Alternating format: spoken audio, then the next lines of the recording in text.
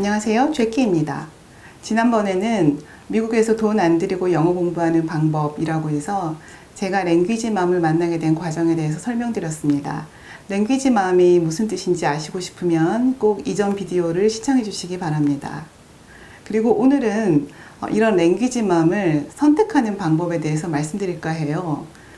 랭귀지맘도 마음인데 어떻게 보면 엄마가 아기를 선택해서 고를 수 없듯이 아기가 엄마를 선택해서 고른다는 건 웃기는 일이지만 그리고 특히 랭귀지맘인 경우에는 일생에 한 명 제대로 만날까 말까 한 그런 분인데 제가 선택을 한다, 고른다라고 얘기했을 때 좀 말이 안 되는 부분이 있습니다.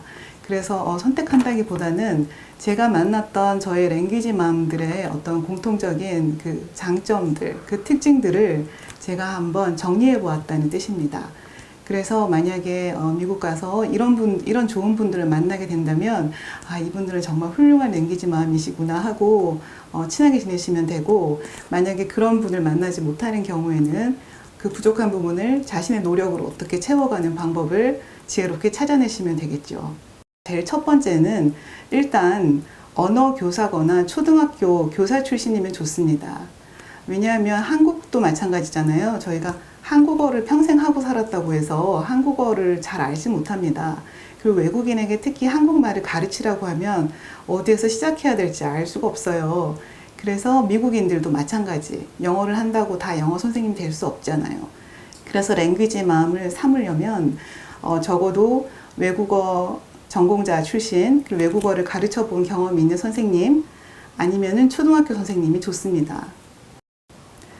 사실 우리가 몸은 어른이지만 외국어 수준을 생각하면 저희가 유치원이나 초등학교 1학년 그 수준밖에 안 되잖아요. 처음에 미국 갔을 때. 그 정도도 안 될 때가 많죠. 저 같은 경우는 저의 랭귀지맘이었던 메리 선생님은 초등학교 2학년 교사 출신이셨어요. 그러니까 미국에서 초등학교 2학년만 20년 이상 가르치신 분이셨어요. 그러니까 미국은 시스템이 그런가 봐요. 2학년 담임은 평생 2학년, 3학년 담당이면 평생 3학년만. 그래서 선생님 마음에는 저희가 항상 초등학교 2학년인 거죠. 뭐 어버버하니까. 그래서 선생님이 주로 시각 자료를 많이 들고 오시고, 그리고 이제 많이 사진이나 물건이나 이런 걸 통해서 설명해 주실 때가 많고, 그리고 어떨 때는 뭐 종이 접기도 시키시고, 어떤 때는 카드 만들기도 시키시고, 이렇게 손을 써서 공작 놀이를 하면서 영어를 배울 때도 있었어요. 심지어 어떤 날은 오늘 날씨가 너무 좋으니까 밖에 나가서 얼음땡 놀이를 할래? 이러시거든요. 그러니까 영어에서는 freeze tag game이라고 있는데 똑같이 얼음땡 게임이에요. 그럼 바깥에 나가서 초등학교 2학년처럼 선생님과 이렇게 달리면서 얼음땡 놀이를 합니다. 그래도 기분이 나쁘지 않았어요.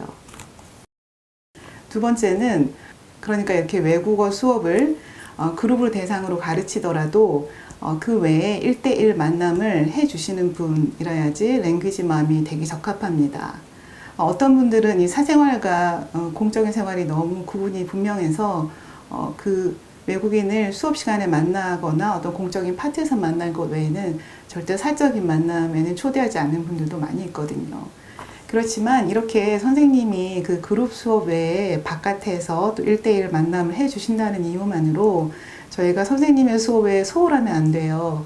왜냐하면 아무리 자원봉사로 하는 수업이지만 선생님이란 그렇잖아요. 자기 수업에 들어오기로 한 학생들이 가득가득 들어와야지 기분이 좋고 가르칠 맛이 나시잖아요. 물론 안 그런 선생님도 있겠지만, 그래서 이렇게 선생님 수업에는 또 충성을 해서 나가고, 또 선생님의 그 수업 바깥에서도 또 같이 1대1로 만남의 기회를 가지면 또 그 만남을 귀하게 여기고 그렇게 하면 됩니다. 그런데 또 이렇게 수업에 들어가 보면 그 진상 학생들이 있어요. 몇몇 한국인들이 그럴 때도 많이, 주로 한국인이 많이 그러는데 자기가 영어를 열심히 배우겠다는 그 열정 때문에 다른 사람들은 안중에 없어요. 그래서 최대한 자기가 2시간 수업이면 2시간 내내 웬만하면 자기가 계속 질문하고 자기가 계속 말하고 이렇게 해서 독점을 하려고 하는 학생들이 있어요. 그러면 선생님들이 정말 싫어합니다. 그러니까 이런 페어플레이 정신을 가지고서 항상 매너 좋은 학생이 되려고 하다 보면 다 선생님 마음에 들게 되어 있어요. 그 다음으로는 대화의 기술을 아는 분이라 해야 됩니다. 이 말이 무슨 말인가 하면 나 혼자 막 계속 얘기하게 내버려 뒀다가 제 말이 끝나기가 무섭게 선생님이 계속 말을 하고 그리고 그 두 내용은 서로 연결되지 않는 이런 경우에는 사실 대화가 이루어졌다고 할 수 없잖아요. 이건 한국에서도 마찬가지예요. 친구라고 만났는데 제가 막 저의 아들 자랑을 막 하다가 제 자랑이 끝나면은 상대가 기다렸다는 듯이 자기 아들 자랑을 막 하면 이게 대화가 아니잖아요. 근데 미국에서도 마찬가지예요.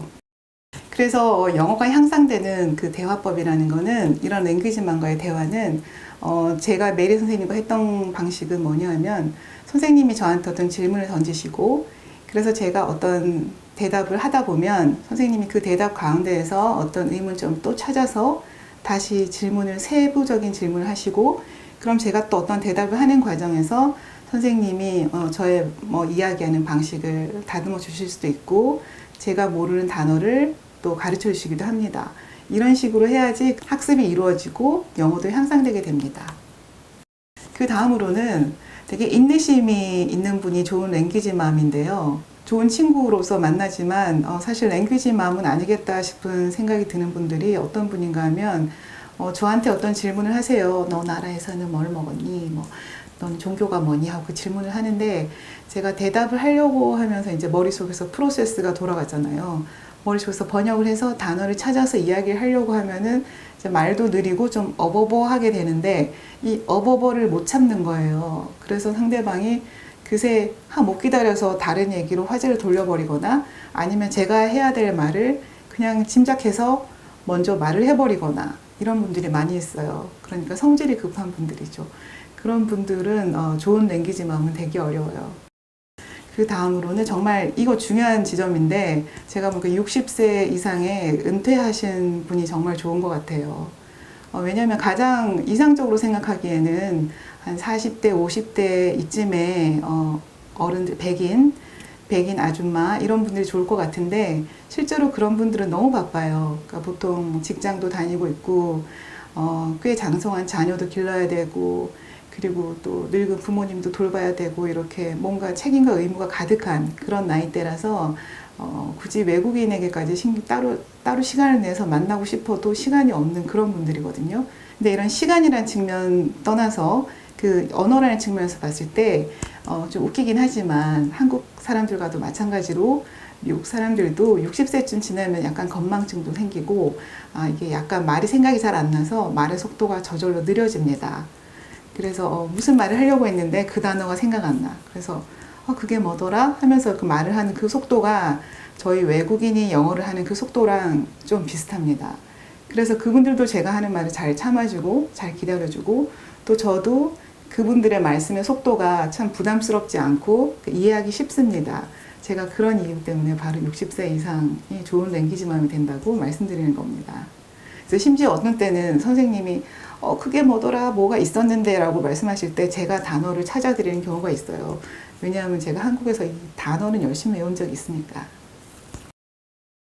그리고 또 좋은 랭귀지맘이 되기 어려운 분들은 어떤 분인가 하면 그러니까 두 사람 이상의 그러니까 미국인이 만나는데 거기에 저를 끼워주는 경우.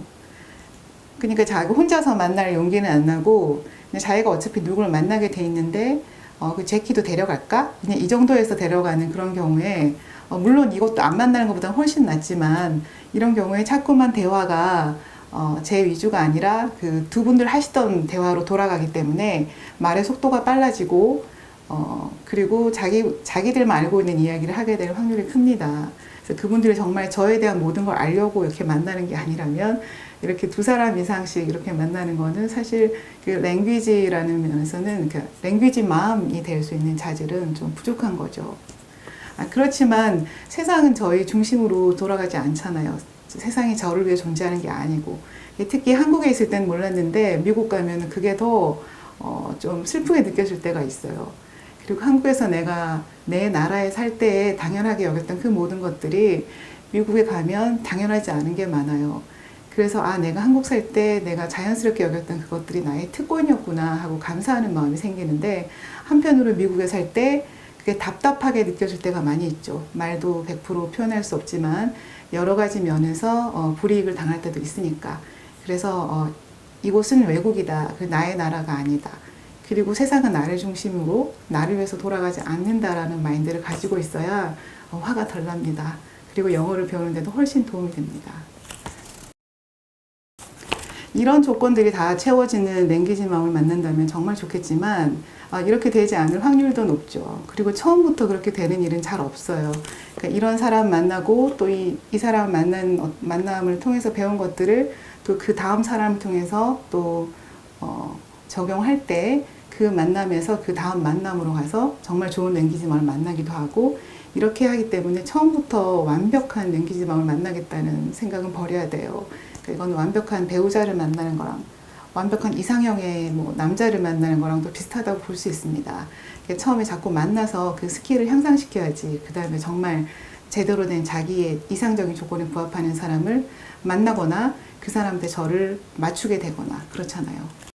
마지막으로 드리고 싶은 팁은 이렇게 나만의 랭귀지 맘을 만나진 못한다 하더라도 아니면 제가 그만큼 용기가 없다고 할 때 좋은 방법은 팀플레이를 하는 겁니다. 제일 처음에는 그냥 마음 맞는 친구랑 같이 어떤 선생님에게 조금의 수고료를 드리고 수업을 따로 요청할 수도 있죠. 그리고 이제 돈을 드리지 않더라도 예를 들어서 바깥에서 밥을 사드리거나 커피값을 내드리거나 주차료를 내드리거나 이렇게 하면서 좀 만나주세요 하고 그룹으로 어떤 만남을 새로 만들 수도 있습니다.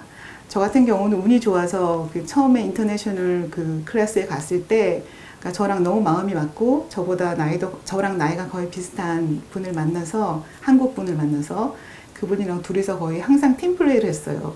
그래서 우리 영어 선생님을 저희 랭귀지 선생님을 둘이서 항상 같이 만나고 같이 놀러 가고 같이 밥 먹고 이런 식으로 하니까 훨씬 제가 영어를 100% 해야 된다는 부담도 줄어들기 때문에 선생님과의 만남이 겁이 덜 나는 거죠. 이런 점이 있었고 또 저희가 예를 들어서 선생님한테 장문 수업을 좀 해달라고 하면 안 될까 이렇게 생각을 했을 때 둘이서 같이 부탁을 드리니까 훨씬 좋은 거죠. 그리고 선생님도 이야기의 대화의 어떤 소재가 다양해지니까 그 만남을 재밌어 하셨고 저희가 어떤 부탁을 할 때도 선생님이 거절하셨을 경우에 제가 마음의 상처를 덜 받습니다. 왜냐하면 둘이니까 50대 50 이렇게 나누니까 그래서 마음 맞는 친구 2명이나 3명 이렇게 해서 팀플레이를 할 때 또 제가 예상치 못한 시너지가 너무나 컸습니다. 그리고 또 이 옆에서 이렇게 만났던 친구들이 또 평생 친구가 되더라고요. 그래서 결국은 세상은 나 혼자만 잘 살겠다는 좋은 랭귀지 맘이니까 나 혼자 독점해야지 이런 마음으로 하는 것보다는 또 좋은 친구가 있으면 함께 공유하면 훨씬 더 좋은 일들이 생깁니다.